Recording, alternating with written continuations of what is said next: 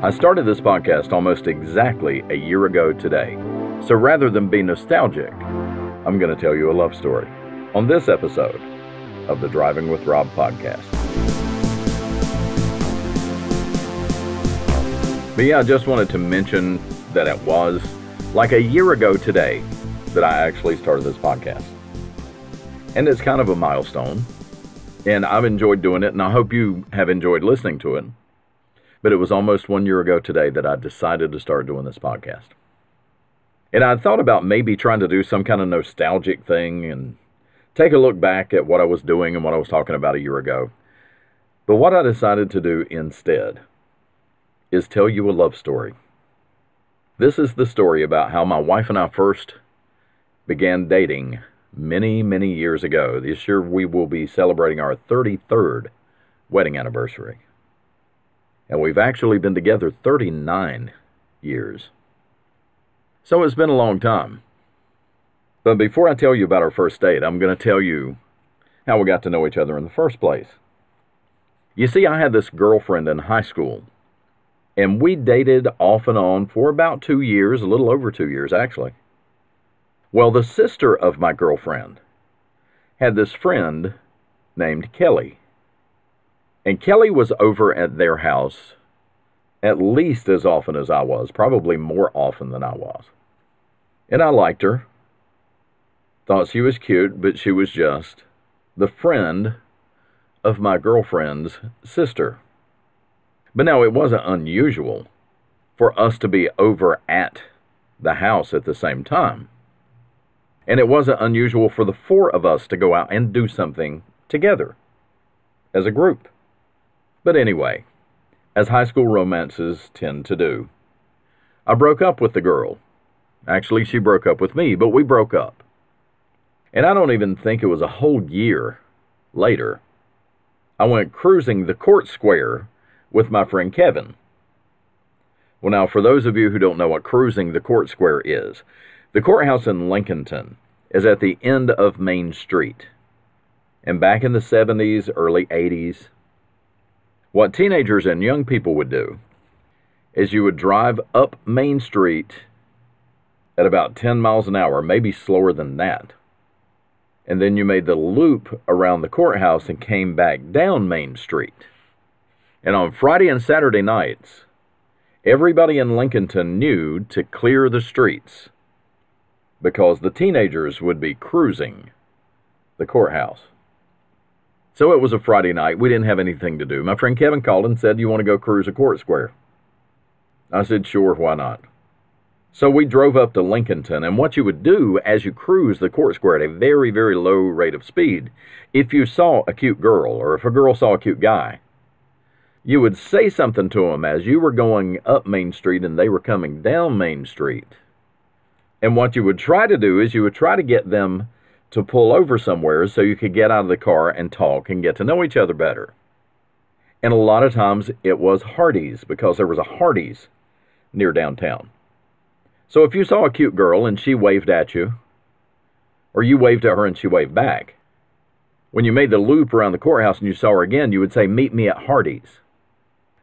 If she didn't meet you, that meant she never was serious in the first place. If she did meet you, that means she likes you and wants to get to know you better. Such was teenage life in the late 70s, early 80s. Well, as my friend Kevin and I were cruising the court square, we saw Kelly. And we knew Kelly. Kelly was our friend. Meet us at Hardee's. So she drove around, stopped at Hardee's. We went around the courthouse, came back down Main Street, pulled over in Hardee's. And it was a very cold night. And the three of us got in the cab of this Nissan pickup that had a bench seat. And I was sitting in the middle between Kelly and Kevin. Well, as we were talking, the topic came up as to whether or not me and my girlfriend ever got back together or ever would. No, I think this was the last time. I don't think we're going to get together again after this one. Because we'd broken up and gotten back together several times during high school. And in an act of sheer will and bravery for a 19-year-old, I looked over at Kelly and I said, how come me and you never went out? She said, you never asked me. Well, I couldn't ask her right then because Kevin was right there. And I said, give me your phone number and I'll call you sometime. She said, do you have something to write with? I said, no. But tell me your number anyway and I'll remember it. She said, you'll forget. I said, no, I won't. Tell me the number, I'll remember it. So she told me her phone number. Well, we talked a little more and decided that it was getting late. It was time to go back home. So we got back in Kevin's Jeep. Kelly got in her Nissan. And we all drove home. And I don't remember the conversation I had with Kevin on the way home. But by the time I got home, I knew all I wanted to do was call that girl. Now remember, this was in the days before cell phones. If I called that number, I'm calling her house, her mother's house. And this phone is going to ring all over the house, and anybody in the house is going to hear it ring. So in another bold move of sheer will and bravery, at 11 o'clock at night, I called her mother's house. And Kelly picked it up on the first ring. She didn't say hello. She said, I knew you'd call. And I just kind of laughed. I said, how did you know that it was me? She said, I knew it was you. Who else would be calling this time of night? And I said, I've never called you before. She said, that doesn't matter. I knew you'd call. So we talked a little bit. And I said, do you want to go out tomorrow night? Saturday night? I said, we could go to McDonald's, get a burger, and then go see a movie. She said, that sounds like fun. I said, I'll call you tomorrow. So I called her the next day. I got directions to her house. Went and picked her up. We went and saw one of the worst movies of all time. It was a movie called Neighbors, starring John Belushi and Dan Aykroyd. You would think that after the success of the Blues Brothers movies, that this would be a great movie. And it just wasn't. But it was okay. We were together. It was first date. And we laughed about how terrible this movie was.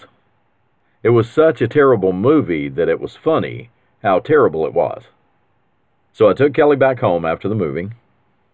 And I hugged her. And she said, don't I get a kiss? Well, we'd been friends for a long time. And it was a little odd to kiss her. So I kissed her on the forehead. She said, that's all I get. So then I held her and gave her a real kiss. And I knew I was hooked. Because she was and still is a really good kisser. 6 years later, we got married. And here it is another 33 years after that. And we've had our ups and downs, but we've always stayed together. We've had 5 kids together. One of my sons is already married. Another son is about to get married within days, a few days, well, actually a week from today. And I look back on that first date. When I said, tell me your number, I won't forget it. And I still remember the number. And that's going to do it for this episode of the podcast. Thank you for downloading. Thank you for listening. If you've never subscribed, now is a good time to do it. On your podcast player, it'll give you the option to subscribe or to follow. Different podcast players have different options, but it'll give you a choice of subscribe or follow. Click on that. It doesn't cost you anything. But then what that will do as a subscriber is it will send you a notification from the podcast player every time I download a new episode, and you'll always get a reminder. Click on like on your podcast player. Share the podcast with friends and family. Share it on Twitter, share it on Facebook, wherever it is you share stuff. And you can tell people that the Driving with Rob podcast is pretty much anywhere. I'm on Spotify, I'm on iTunes, I'm on Google Podcast. All you have to do is Google the Driving with Rob podcast, and you'll find it. So tell all your friends. Thanks again for listening, and I'll talk to you next time. Bye now.